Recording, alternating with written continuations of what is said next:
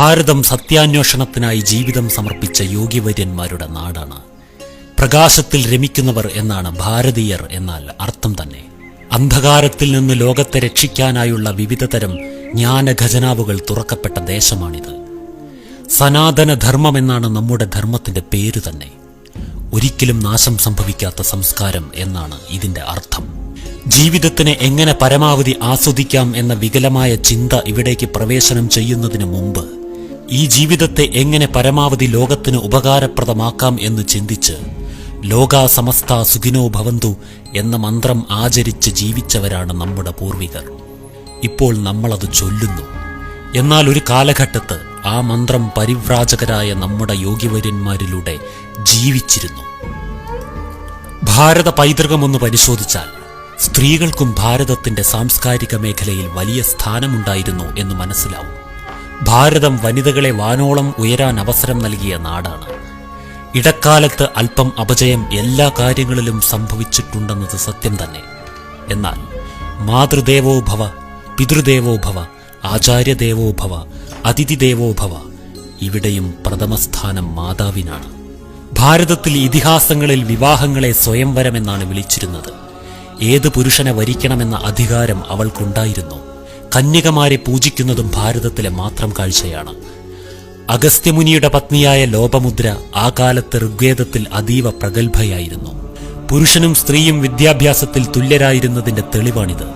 ജനക മഹാരാജാവ് സംഘടിപ്പിച്ച ബ്രഹ്മയജ്ഞത്തിൽ യാജ്ഞവൽക്യ മഹർഷിയോട് ആത്മാവ് എന്ന വിഷയത്തിൽ ശാസ്ത്രതർക്കം നടത്തിയ ഗാർഗിയും ആത്മീയതയിലെ ശക്തമായ സ്ത്രീ സാന്നിധ്യത്തെയാണ് കാണിച്ചു തരുന്നത്. നമ്മൾ ഒരു ധീര വനിതയുടെ ചിത്രം പാഠപുസ്തകങ്ങളിൽ കണ്ടിട്ടുണ്ട്. തന്റെ കുട്ടിയെ പുറത്ത് ഒരു തുണിയിൽ കെട്ടിയുറപ്പിച്ച് കയ്യിൽ ഉടവാളുമായി കുതിരപ്പുറത്ത് പോരാടുന്ന ഝാൻസിയിലെ റാണി ലക്ഷ്മിഭായ്. സ്ത്രീകളുടെ കായികമായ കരുത്തും സാമൂഹിക പ്രതിബദ്ധതയും ചെറുതായിരുന്നില്ല എന്ന് നമുക്ക് ഈ ചിത്രം ഉറപ്പുതരുന്നു. ഭാരത പൈതൃകത്തിലെ യോഗികളുടെ ജീവിതം പരിശോധിച്ചാൽ ഈശ്വരനിൽ നിന്ന് എന്തെങ്കിലും സ്വന്തമാക്കുവാനല്ല അവർ ശ്രമിച്ചിരുന്നത്, സ്വയം ഈശ്വര സ്വരൂപങ്ങളാകുവാനായിരുന്നു അവരുടെ ശ്രമം എന്ന് മനസ്സിലാകും. അതിനാൽ അവർക്ക് പ്രാർത്ഥന വശമില്ലായിരുന്നു. ധ്യാനമായിരുന്നു അവരുടെ സാധനാ രീതി തന്നെ. എന്നാണോ നമുക്ക് ആ സംസ്കാരത്തിനോട്, ആ പാരമ്പര്യത്തിനോട് വിമുഖത തുടങ്ങിയത്, എന്നാണോ ആത്മവിദ്യ നമ്മുടെ വിദ്യാഭ്യാസത്തിൽ നിന്നകന്നത്, അന്ന് തുടങ്ങിയതാണ് ഭാരതത്തിന്റെ ശോചനീയാവസ്ഥ. നൂറ്റാണ്ടുകൾ നീണ്ട വിദേശാധിപത്യങ്ങൾ കഴിഞ്ഞപ്പോഴേക്കും എങ്ങനെയൊക്കെയോ സമരം ചെയ്ത് രാജ്യം സ്വതന്ത്രമായി. എന്നാൽ ആത്മവിദ്യയും സാധനയും അസ്തമിച്ച മനസ്സുകളിൽ അന്ധകാരത്തിന്റെ ശക്തി ഭരിക്കുന്നു. അങ്ങനെയൊരു കാലഘട്ടം തുടരുകയാണ്.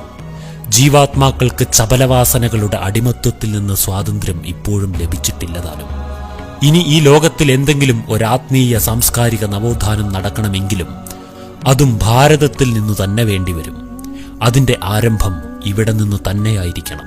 ധർമ്മഗ്ലാനിയുടെ മൂർധന്യാവസ്ഥയിൽ ധർമ്മ പുനർസ്ഥാപനയ്ക്കായി ഞാൻ അവതരിക്കും എന്ന് ഭഗവാൻ വാഗ്ദാനം തന്നിരിക്കുന്ന സാക്ഷാൽ ഭഗവത്ഗീതയും ഭാരതത്തിന്റെ സ്വന്തമാണ്.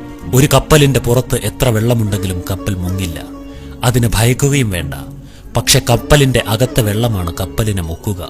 അതുപോലെ തന്നെ ഭാരതത്തിന്റെ പൈതൃകത്തെ തകർക്കുവാൻ ആർക്കും സാധിക്കുകയില്ല. ഭാരതത്തിന്റെ യശസ്സിനെ ആർക്കും താഴ്ത്താനുമാവില്ല. പക്ഷെ ഭാരതീയരായ നമ്മൾ സനാതന സംസ്കാരത്തെ ആദരിക്കാതെയും ഈ പൈതൃകത്തെ സ്വീകരിക്കാതെയും ഈ ആധ്യാത്മിക ദർശനങ്ങളെ ആചരിക്കാതെയും ജീവിച്ചാൽ അതായിരിക്കും നമ്മുടെ സംസ്കാരത്തിനേൽക്കുന്ന പതനം. അത് സംഭവിക്കാതെ ഇരിക്കട്ടെ.